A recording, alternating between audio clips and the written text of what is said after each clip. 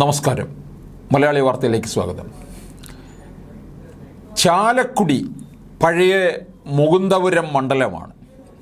2004 അന്ന് പത്മജ വേണുഗോപാലാണ് മത്സരിച്ചത്.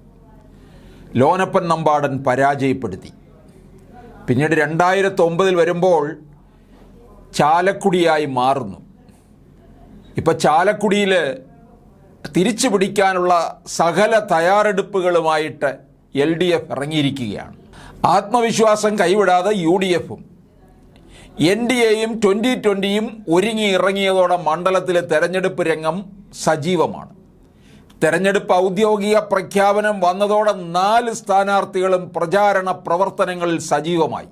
പ്രധാനപ്പെട്ട കവലകൾ കേന്ദ്രീകരിച്ച് റോഡ് ഷോകളും കവലകൾ തോറും പ്രചാരണ യോഗങ്ങളുമെല്ലാം നിറഞ്ഞങ്ങനെ നിൽക്കുകയാണ്.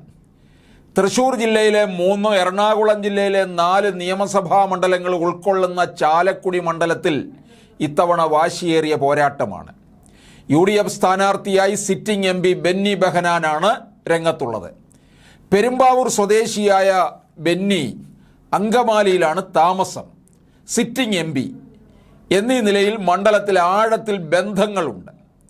എന്നാൽ 2020യുടെ സാന്നിധ്യവും പത്മജയുടെ BJP പ്രവേശനവും UDFനെ എങ്ങനെ ബാധിക്കുമെന്ന് കണ്ടറിയണം.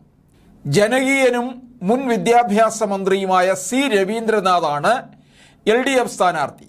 അപ്പോൾ ഇവിടെ തിരുവനന്തപുരത്ത് നമ്മൾ പന്നിയൻ്റെ ജനകീയത പറയുന്നുണ്ടല്ലോ, അതേ ജനകീയതയാണ് ചാലക്കുടി മണ്ഡലത്തിൽ C രവീന്ദ്രനാഥിനുള്ളത്. രവീന്ദ്രനാഥ് സൈക്കിളിൽ സഞ്ചരിക്കും. സാധാരണക്കാരോടൊപ്പം വർത്തമാനം പറഞ്ഞ് കവലകളിൽ സമയം ചെലവഴിക്കുന്ന ഒരാളാണ്. സാമാന്യം വിവരവും വിദ്യാഭ്യാസവും ഉള്ള ആളാണ്. 2016 ഒന്നാം പിണറായി വിജയൻ സർക്കാരിൽ വിദ്യാഭ്യാസ വകുപ്പ് മന്ത്രിയായിരുന്നു. അത് കുറേ സമയം കഴിഞ്ഞപ്പോൾ എന്ത് ചെയ്തു? ഈ ന്യൂനപക്ഷ പ്രീണനം നടത്തി KT ജലീലിനോട് വലിയ ആഭിമുഖ്യം കാണിച്ച് ഈ വിദ്യാഭ്യാസ വകുപ്പിനെ വെട്ടിമുറിച്ച് കൊച്ചു വിദ്യാഭ്യാസവും വലിയ വിദ്യാഭ്യാസവും ആക്കിക്കൊടുത്ത് ജലീലിനെ ഉന്നത വിദ്യാഭ്യാസത്തിലിരുത്തി കൊച്ചു വിദ്യാഭ്യാസ മന്ത്രിയായിട്ട് രവീന്ദ്രനാഥും. ഇപ്പോൾ അത് വലിയ വിദ്യാഭ്യാസ മന്ത്രി എന്ന് പറയുന്നത് നമ്മുടെ മന്ത്രി ബിന്ദു കൊച്ചമ്മയല്ലേ. അപ്പോൾ എന്തായാലും രവീന്ദ്രനാഥിനൊരു ജനകീയതയുണ്ട്. പക്ഷേ പിണറായി വിജയനോടുള്ള ഒരു വിരുദ്ധ വികാരം കേരളത്തിൽ നിറഞ്ഞു നിൽക്കുന്നുണ്ട്. അത് രവീന്ദ്രനാഥിലേക്ക് എത്തുമെന്നുള്ളത് വ്യക്തമാണ്. കാരണം ജനം നോക്കിയിരിക്കുകയാണ്. 2026 വരെ കാത്തിരിക്കാൻ വയ്യ. 2024 അതിനിട്ടൊരു കൊട്ടു കൊടുക്കണം എന്ന് തീർച്ചപ്പെടുത്തിയിരിക്കുകയാണ്. പാർട്ടിയുടെ ജനകീയ മുഖമാണ് C രവീന്ദ്രനാഥ്. മണ്ഡലം തിരിച്ചു പിടിക്കുകയാണ് ഇടതുമുന്നണിയുടെ ലക്ഷ്യം. NDA സ്ഥാനാർത്ഥിയായിട്ട് BDJSനാണ് കൊടുത്തിരിക്കുന്നത്. KA ഉണ്ണികൃഷ്ണനാണ് രംഗത്തുള്ളത്. കഴിഞ്ഞ ലോക്സഭാ തെരഞ്ഞെടുപ്പിൽ BJPയിലെ AN രാധാകൃഷ്ണൻ 1.5 ലക്ഷത്തിലധികം വോട്ടുകളാണ് മണ്ഡലത്തിൽ സമാഹരിച്ചത്. ഈ വോട്ട് BDS സ്ഥാനാർത്ഥിക്ക് നിലനിർത്താൻ കഴിയില്ലെന്ന ചർച്ചകളും മണ്ഡലത്തിൽ നടക്കുന്നുണ്ട്. അത് കൃത്യമായ കാര്യമാണ്. എറണാകുളത്തെ കിഴക്കമ്പലം ആസ്ഥാനമായി പ്രവർത്തിക്കുന്ന പ്രാദേശിക പാർട്ടിയായ 2020ക്ക് വേണ്ടി അഡ്വക്കേറ്റ് ചാർലി പോളാണ് മത്സര രംഗത്തുള്ളത്. മദ്യവിരുദ്ധ സമിതിയുടെ പ്രവർത്തകനായിരുന്ന ചാർലി പോൾ എറണാകുളം അങ്കമാലി അതിരൂപതയുടെ പാസ്റ്ററൽ കൗൺസിൽ സെക്രട്ടറി കൂടിയായിരുന്നു.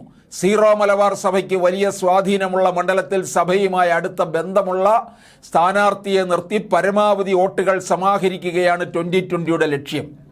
പഴയ മുകുന്ദപുരം മണ്ഡലം പുനർനിർണയത്തിലൂടെ ചാലക്കുടി മണ്ഡലമായി. പനമ്പള്ളി ഗോവിന്ദമേനോനി, E ബാലാനന്ദനും K കരുണാകരനും ഒക്കെ മത്സരിച്ച മണ്ഡലം കൂടിയായിരുന്നു മുകുന്ദപുരം. PC ചാക്കോയും AC ജോസും സാവിത്രി ലക്ഷ്മണനും ഇവിടെ നിന്ന് MPമാരായി.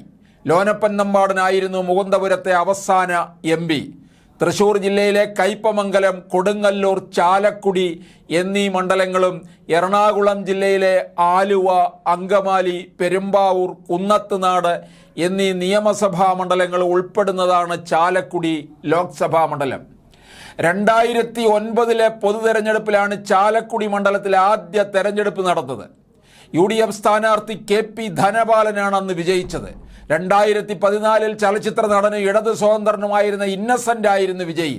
2019 തെരഞ്ഞെടുപ്പിൽ ബെന്നി ബെഹനാനിലൂടെ കോൺഗ്രസ് മണ്ഡലം തിരിച്ചു പിടിക്കുകയായിരുന്നു.